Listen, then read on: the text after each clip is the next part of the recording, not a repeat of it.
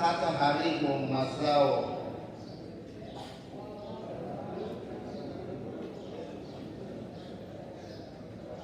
Haleluya. Bwana Yesu asifiwe. Praise Jesus. Huu ni utaratibu ambao Mungu ameweka.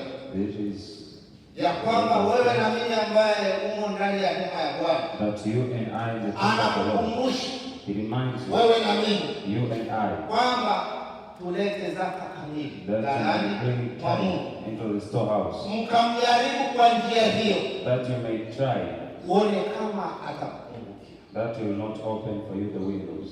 Ukisoma Biblia yako tangu mwanzo mpaka Ufunuo, If you read your book, your Bible from Genesis to Revelation, is the only place to sasa na try. wewe ambaye ni mgeni kwa siku ya kwanza leo umekuja hemani mwa Bwana, And the one who is the first time to come, try it, ili uone upendo wa Mungu, so that you may see the love of the Lord. Haleluya. Sasa akatoa utaratibu pia. Utasoma katika ile Kutoka 35 mstari wa 5 pale. You read from Anazungumza Exodus kwa habari kumtolea kwa njia gani? He talks about how he can offer. Kwa namna gani? By how means? Kwa moyo wa kupenda. By the loving heart. Na sisi tunampenda Mungu, ndio maana tuko mahali hapa. And we love God, that's why we are here today. Tuko mahali hapa. We are here. Na tunapenda hilo ametukusanya kutoka mashariki And love has gathered from all the nations, so that we may hear this word.